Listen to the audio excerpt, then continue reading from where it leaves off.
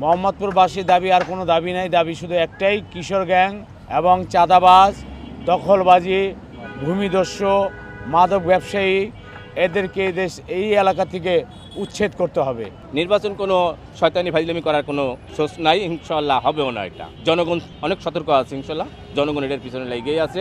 সুস্থ নির্বাচন সুস্থই হবে। ইলেকশন সামনে আছে, তবে আমরা ইলেকশন হবে এটা আমরা কোনো প্রতিনিধি পাচ্ছি না। আমাদের কাছে আসে এখন বলে নাই যে আপনারা ধান শীষে ভোট দিবেন এবং রিকশায় ভোট দিবেন, কিসে ভোট দেবো এই ধরনের প্রশ্ন আমাদের কাছে এখন কেউ বলে নাই।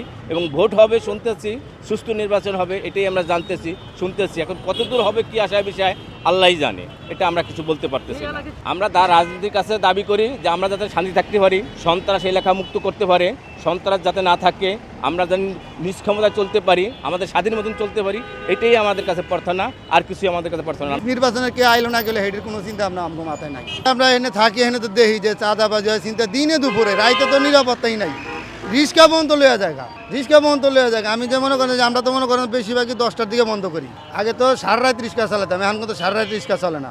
আবার যদিও মনে করেন রাইতে যদিও কাজ করি তো দূরে কোনো জায়গায় যাওয়া চালাই, এদিকে চালাই না। সবসময় একটু যানজট থাকে। এখানে একটা 3 রাস্তার মোড়, এদিকে চন্ডিমা হাউজিং, নবীনগর হাউজিং, একতা, তুরাক, এগুলি নিয়ে সবের লোকের যাতায়াতের রাস্তা এই একটা, ওইটা আরেকটা ছিল, ওইটা রাস্তা ভাঙার কারণে সব গাড়ি এখান দিয়ে চলাচলা করে, এই কারণে এটা সবসময় যানজট থাকে। এখানে একজন ট্রাফিক পুলিশ অবশ্যই দরকার। এখানে সকাল 6টার বাজে আর 11টা 12টা দিকে এই রাস্তাটা সবসময় জাম থাকে 24টা ঘন্টা।